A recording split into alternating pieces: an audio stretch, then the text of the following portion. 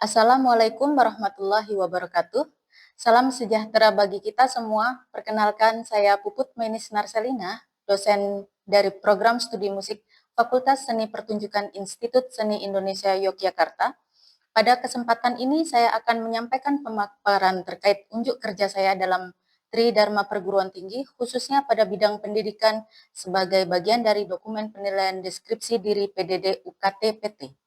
Video ini bertujuan untuk menjelaskan kontribusi saya dalam pelaksanaan kegiatan pendidikan yang mencakup proses perencanaan, pelaksanaan, hingga evaluasi pembelajaran. Pemaparan ini diharapkan mampu memberikan gambaran yang jelas mengenai komitmen saya sebagai pendidik dalam mewujudkan pembelajaran yang bermutu, terstruktur, dan berkelanjutan. Adapun mata kuliah yang saya ampu dalam video ini adalah mata kuliah membaca partitur dengan bobot 2 SKS yang dilaksanakan pada semester 2. Kemudian mata kuliah ini dirancang untuk membekali mahasiswa dengan kemampuan membaca dan memahami partitur musik secara cermat dan analitis sebagai dasar dalam kegiatan bermusik, pengajaran maupun pengembangan karya musik. Capaian pembelajaran lulusan atau CPL yang hendak dicapai dari mata kuliah ini adalah yang pertama, menunjukkan sikap bertanggung jawab atas pekerjaan di bidang keahliannya secara mandiri. Yang kedua, menguasai dasar-dasar teori dan pengetahuan musik melalui latihan-latihan secara tertulis maupun oral sebagai landasan metodologis dalam melakukan pengkajian dan penyajian musik pada tingkat menengah hingga lanjut. Yang ketiga, mampu memanfaatkan keterampilan musikologi melalui teknik-teknik dasar piano atau instrumen lain dan dapat menunjukkan hasil berupa kemampuan menyajikan lagu atau etude sehingga dapat meningkatkan keterampilan membaca musik secara umum. Dengan capaian pembelajaran mata kuliah diantaranya, yang pertama, mahasiswa mampu menjelaskan notasi balok dalam treble clef, bass clef, alto clef, tenor clef, dan lain sebagainya. Yang kedua, mahasiswa mampu menerapkan transposition clef up or down, octave, major second, minor third, and perfect fifth. Yang ketiga, mahasiswa mampu menganalisis beberapa istilah dan tanda musikal yang sering digunakan. Maka materi ini akan diberikan latihan-latihan voice in score yang menanyakan tentang melodi yang tertulis. Kemudian yang keempat, mahasiswa mampu membuat notasi balok dalam bentuk up or down and an octave, a major second, a minor third, and a perfect fifth pada voice in score lengkap dengan trinada atau arpeggio posisi tonika, interval jarak, nada di atas tonika. Mata kuliah ini terdiri dari beberapa pokok pembahasan, diantaranya pengantar kontrak kuliah yang menjelaskan tentang rencana pembelajaran semester, ceramah dan diskusi, yang kedua metode penggunaan latihan dalam membaca partitur dengan metode ceramah dan diskusi, yang ketiga tentang alto clef, tenor clef, soprano clef, mezzo soprano clef, bariton clef, kuliah dan tugas mandiri, kemudian transposition clef up or down, instrumental, and an octave, a major second, a minor third, and a perfect fifth, yaitu kuliah dan tugas mandiri, dan yang terakhir voice in score, instrumental atau mix, yaitu dalam kuliah dan tugas mandiri. Rubrik penilaian sebagai acuan evaluasi mata kuliah ini terdiri dari aspek sikap, tanggung jawab, administrasi, dan aktivitas partisipatif 40%, yang kedua aspek keterampilan hasil proyek yaitu 10%, dan yang terakhir aspek wawasan dan pengetahuan UTS UAS 25%. Semoga penjelasan ini dapat memberikan kontribusi positif dalam penilaian sertifikasi sekaligus menjadi refleksi atas tanggung jawab profesional saya sebagai dosen dalam meningkatkan mutu pendidikan di lingkungan perguruan tinggi. Berikut ini adalah aktivitas pengajaran mata kuliah membaca partitur pada materi pertemuan ketiga mengenai the alto clef. Selamat mengikuti. Assalamualaikum warahmatullahi wabarakatuh. Selamat pagi teman-teman. Ya, sehat semuanya? Masya Allah. Bertemu saya kembali, Puput Menis Narselina di kelas membaca partitur. Masih ingat kemarin minggu kemarin membahas tentang apa? Membahas tentang treble clef dan bass clef. Ya, membaca partitur ya. Jadi kan kita membaca sopran clef, soprano clef, bariton clef, tenor clef, alto clef, kemudian ada apa? Mezzosopran clef seperti itu. Jadi kemarin karena kita sudah membahas tentang bass clef dan treble clef, minggu ini kita akan membahas tentang alto clef. Siapa yang instrumennya alto, membaca instrumennya alto clef? Nggak ada ya? Yang viola nggak ada? Nggak ada ya? Piano aja ya? Berarti piano hanya ini ya, bass clef sama treble clef. Iya. Pernah nggak piano menemukan alto clef? Belum. Jadi saya review ya sebelumnya. Ini kemarin kan minggu kemarin kita bahas tentang treble clef dan bass clef. Kemudian kita temukan di sini middle C, di mana ketika nada ini dipencet, tung gitu. Nadanya sama di treble clef dengan garis bantu 1 di atas, nadanya sama di bass clef dengan garis bantu atas. Yang treble clef garis bantu bawah, yang bass clef garis bantu atas. Jadi itu namanya middle C. Jadi ketika dipencet di piano nih, kan lu, ya kan? Nah, kalau dipencet tung itu sama nadanya. Jadi hari ini kita akan membahas tentang alto clef yang mana bunyinya sama tapi bacanya berbeda.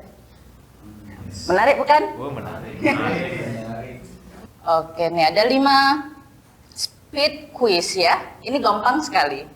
Apalagi yang piano. Ya, silahkan. Satu-satu aja, santai aja. Ini silahkan sebutkan mana yang treble clef, mana yang bass clef. Secara cepat, piano kan setiap hari baca, nggak boleh ada yang salah. Oke, dari Enrik. Good. Alex. Good. Alex lagi. Good. Edu. Good. Sonbu. Ini apa ini? C. Betul toh? Ada yang salah? Nggak ada. Sejauh ini lancar bukan? Lancar. Jadi kalau ketika ada kuis atau pertanyaan, silakan jawab ini apa clef gitu. Jadi treble, bass, treble, bass kayak gitu cepat. Sat buat good. Jadi ketika nanti kita belajar tentang alto clef, bariton clef, soprano clef, mezzosoprano clef, itu langsung di luar kepala semuanya. Seperti itu, oke? Mantap bukan? Oke, saya akan memberitahu karena kita sudah belajar 2 suara, bass clef dan treble clef. Kemudian hari ini saya akan tambah alto clef, jadi berapa suara? 3, good.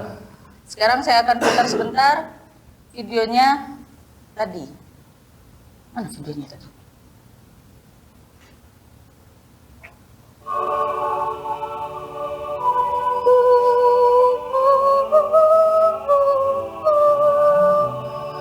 Oke, saya ulang lagi.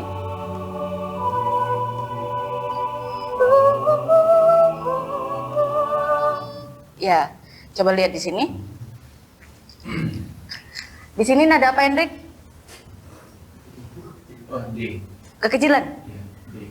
Ini nada apa, Sonbu? Itu nada F. Iya, ada keras berarti? Tipis. Good. Ini nada apa, Edu? Ini tenor. Iya, good ya. Yang ragu-ragu. Ini baru bass clef loh ini. Kemudian ini terakhir Alex. Ini Aku agak minus enggak. ini akarnya. Akarnya sama kayak sopran apa? D. Oke. Sekarang selain kita menuliskan, nanti ada ini ya, latihan menulis, cara menulis alto clef seperti apa. Jadi kita juga bisa menganalisis.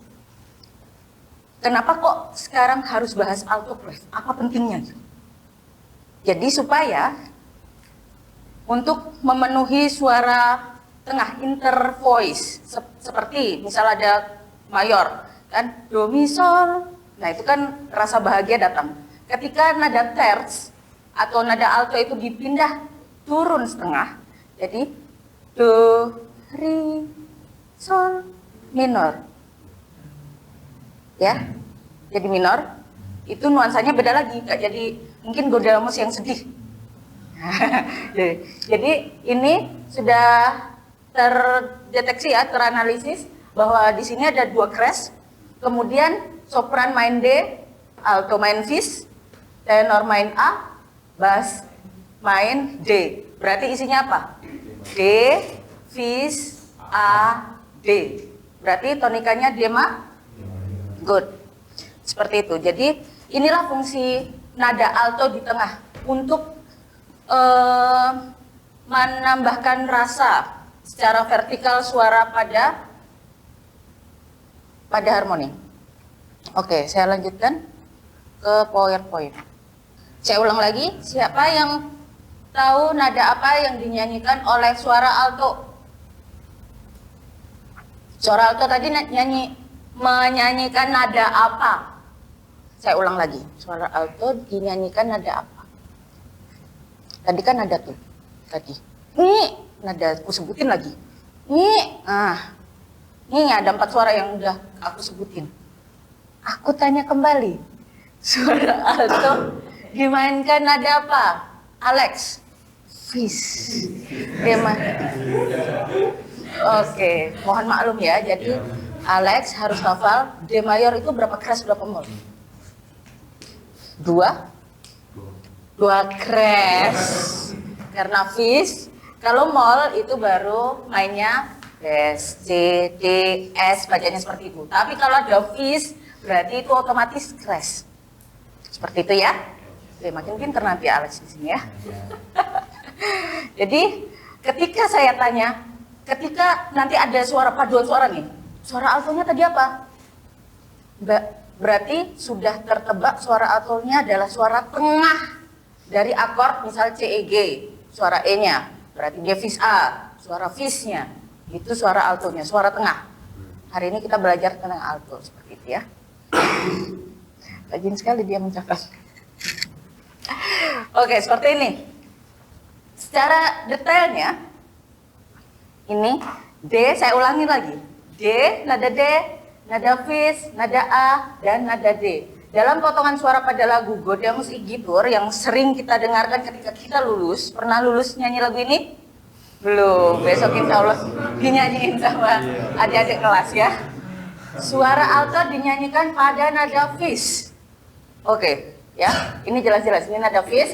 Saat suara sopran menyanyikan nada D dan tenor ada pada nada A, kemudian bass ada pada nada D, sehingga akor yang terbentuk jadi satu, akor satu di sini isinya adalah D fis A yang berfungsi sebagai nada terts ketiga. Jadi kalau misal kalian ada latihan paduan suara, nada altonya apa? Oh, nada ketiga berarti nada terts gitu.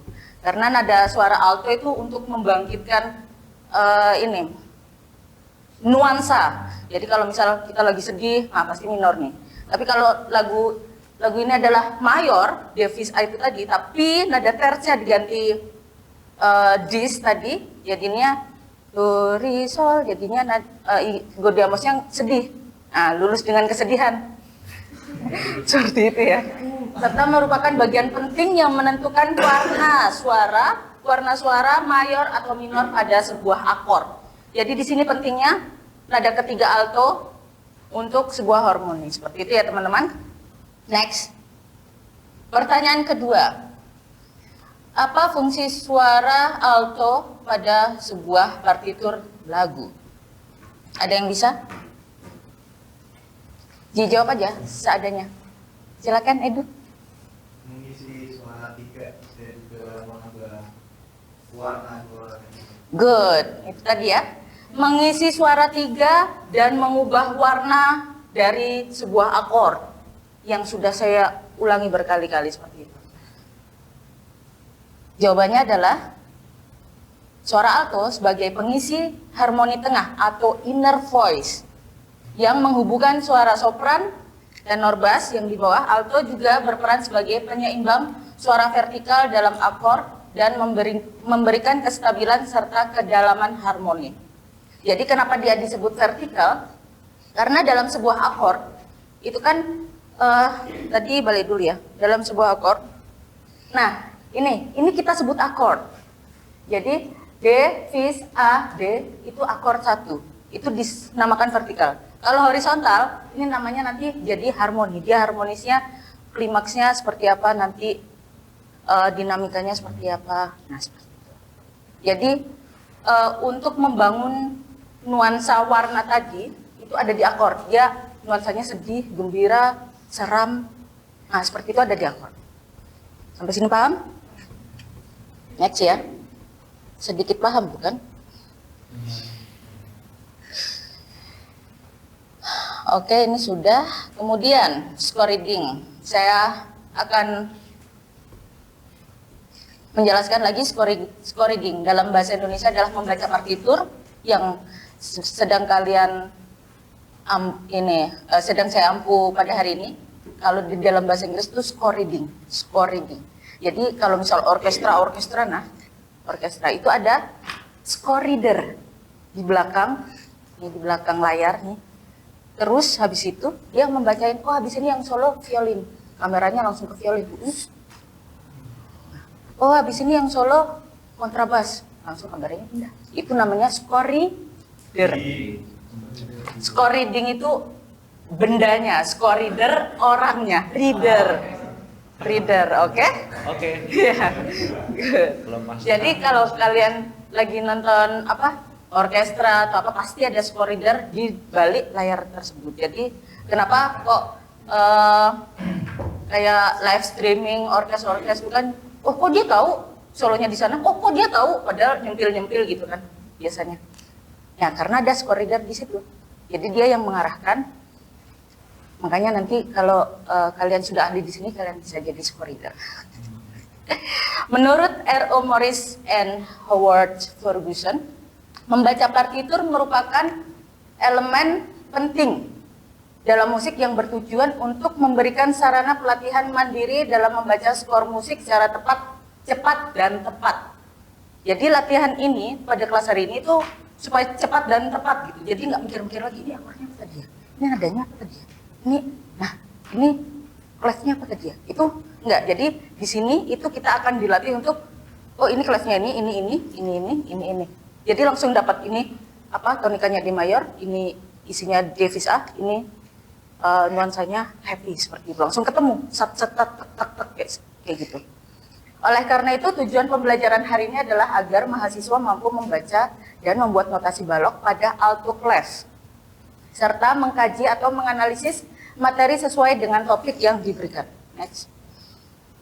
Mengacu pada buku Morris and Howard tadi yang berjudul Preparatory Exercise in Score Reading, kunci C yang diletakkan pada pusat garis tengah para nada seperti ini. Jadi ini kita sebut kunci alto, tadi alto clef. Oke, tadi kan ada yang treble clef kan yang melengkur-melengkur gini, kita sudah pelajari. Bass clef juga melengkur-melengkur gini, kita sudah pelajari. Sekarang kita berlatih untuk latihan alto clef. Maka kunci ini disebut dengan kunci alto. Kunci alto biasanya digunakan oleh instrumen viola atau cello, atau yang biasa pemain suara tengah. Kalau misal di tiup mungkin ada euphonium bariton, kalau di tiup kayu ada fagot, ada bariton saxophone seperti itu. Jadi yang bagian di suara-suara tengah, dia nggak high dan nggak root, bukan yang bawah, tapi dia di tengah untuk menghidupkan warna tadi, seperti itu. Dapat juga menggambarnya lebih sederhana. Jadi gambar alto clef ini bisa digambar seperti ini, garis-garis, lingkaran-lingkaran, atau K, kemudian atau zat-zat ini. Nah, nadanya itu nanti nada C yang tadi saya sebutkan di awal tadi, mana tadi? Saya balik dulu sebentar ya, 1 detik. Nah, ini dia. Nada C ini, tung, ini kan sama di sini. Tung, ini kan sama di treble clef, kemudian di bass clef, tung. Nah, tapi kalau di alto itu nanti gambarnya di tengah, betul. Good. Enrik pinter, kasih aplaus dulu dong. Sepertinya sudah pernah baca alto clef ya. Jadi nanti kalau ada di garis paranada itu kan ada 5. Ya, yang di tengah ini namanya C. Nada C middle C tadi yang kita pencet, tung, suaranya sama. Tapi nulisnya jadi di tengah. Nah, seperti ini. Oke? Jadi tadi kan kalau di sini ada ini. Apa tadi? Treble clef. Nih, middle C-nya di sini. Oke? Middle C-nya di sini. Kemudian ini jelek banget. Ini bass clef. Bass clef. Middle C-nya di sini. Tapi kalau dijadiin satu tuh bisa jadi seperti ini sebenarnya. Cuman kan bisa-bisa. Kemudian kalau alto clef, terlihat nggak sebelah sana? Kalau alto clef itu di sini. Nah, ini middle C-nya semua nih. Middle C. Jadi kalau misal di piano, itu suaranya sama-sama. Di sini kita baca. Seperti itu ya. Ini untuk menggambar alto clef itu tidak boleh kurang atau tidak boleh lebih dari garis paranada. Karena nanti ada soprano clef, ada mezzo sopran, ada bariton, tenor, kayak gitu. Jadi misal kayak tenor tuh di sini. Nah, nanti kita belajar lagi beda. Ini makin rumit nanti. Jadi kita belajar alto aja dulu ya. Makin pinter nanti kalian. Oke, kemudian speed quiz aja yang bisa nanti dapat nilai.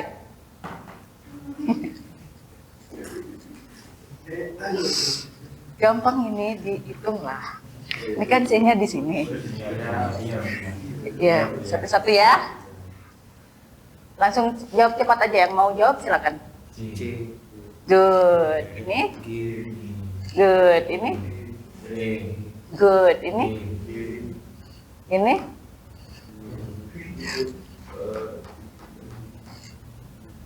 You good. Cepat kali si Edu ini. Good. Alex pintar. Oh my god. Ini?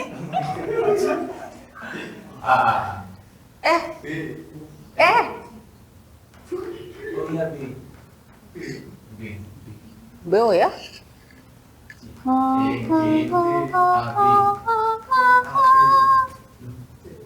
Loh, kan do-nya dari sini kan?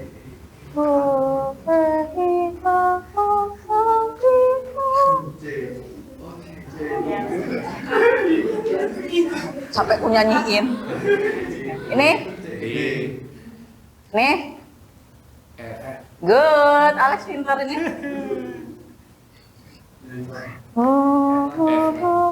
Good. Nih, kasih oplas dulu buat kalian. Akhirnya bisa baca ya. Ya. Sampai sini gampang kan?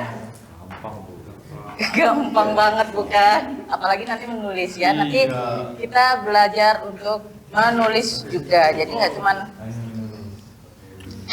cuman itu ya. Sejauh ini ada yang merasa kesulitan? Belum, masih mudah ya? Masih mudah. Nanti kalau dikasih soal latihan bisa? Oh, Masya Allah. Keren banget. Karena setiap minggu kita harus ada latihan weekly task namanya. Jadi latihan tiap minggu, jadi nggak boleh terlewat. Nanti akan dikumpulkan setiap minggunya, nanti jadi 16 kali pertemuan, 16 tugas. Jadi nggak boleh ada yang terlewat. Seperti itu ya. Oke, terakhir nih.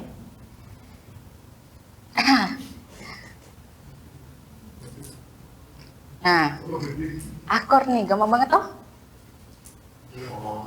Akor. Coba Edu, satu aja. Akor bass di sebelah mana? Bass isinya apa aja? Bass mayor isinya apa aja? Bass D, F. Good. Berarti ditulis di? Ini. Nada molnya di mana? Nada molnya tadi sudah saya kasih tahu. Nah, ini dia. Jadi untuk penulisan crash dan moll itu juga berbeda teman-teman. Kalau di treble clef hampir lupa. Kalau di treble clef kan keys itu di sini. Nah, kalau bass tuh keys itu di sini. Nah, kalau alto gimana? Spasi, Pak. Good. Jadi jangan sampai lupa. Semua musisi itu harus memperhitungkan yang pertama apa? Clef, paling penting. Jadi ketika baca partitur, oh ini clefnya apa? Jadi mainnya nggak salah. Yang kedua apa? Tonika. Dia in apa? In D, 3 crash atau in A, 3 crash atau in G, 2 crash atau 2 moll, in bass seperti itu. Kemudian baru nadanya. Ini adalah 3 poin penting ketika musisi membaca sebuah partitur. Good. Oke? Silakan dari kuis pertanyaan dan latihan di atas penjabaran sejauh ini, apa ada kesulitan dan ada pertanyaan dari teman-teman sekalian? Silakan, sangat terbuka sekali. Nanti jangan bilang, iya Bu bisa ketika latihan. Bu ini tadi nulisnya di mana ya Bu? Nah, banyak tuh seperti itu tuh kasusnya tuh. Kamu banget ya. Seperti itu. Oke. Baik, kalau tidak ada, sepertinya sudah mendarah daging ya. Alto clef ya. Good. Langsung nih. Sebelum saya tutup, jadi saya rangkum dulu 3 aspek penting. Let's see what we have you learned so far sejauh ini, apa yang kita sudah pelajari, yaitu tentang prinsip dasar menulis alto clef dalam struktur musik dan fungsinya. Kemudian bisa juga mengembangkan notasi balok. Jadi ketika kalian akan mengaransemen lagu, apa sih yang penting tuh? Ternyata alto clef itu penting untuk mewarnai sebuah nuansa lagu. Jadi kalau misal dari lagu mayor terus lagunya mayor nih, tapi akordnya diganti minor, nah itu nuansanya langsung jauh berbeda. Dan itu pasti rasanya juga berbeda, mimik suaranya seperti itu. Kemudian yang terakhir, memberikan praktik dalam penggunaan alto clef yang digunakan di mana-mana saja. Jadi kalau misal orkestra itu kan instrumen banyak sekali. Kalau ada violin 1, violin 2, viola, cello, kontrabas segala macam, nah itu nanti suaranya dipecah di situ terus. Dan itu partiturnya beda-beda. Nggak bisa saling conteknya, kamu nadanya apa ya? Kamu nadanya apa ya? Enggak. Jadi mainnya sesuai partitur masing-masing.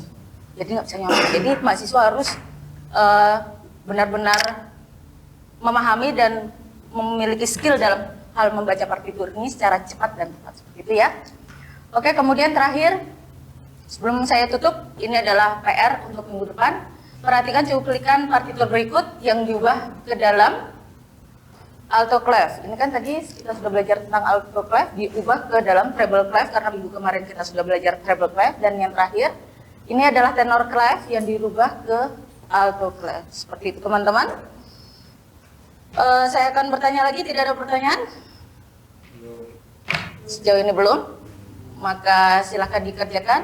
Kita akan bertemu lagi minggu depan dan tugas sudah dikumpulkan. Seperti itu ya, seperti biasa. Terima kasih teman-teman atas perhatiannya. Wabillahi taufiq wal hidayah. Wassalamualaikum warahmatullahi wabarakatuh. Waalaikumsalam. Terima kasih.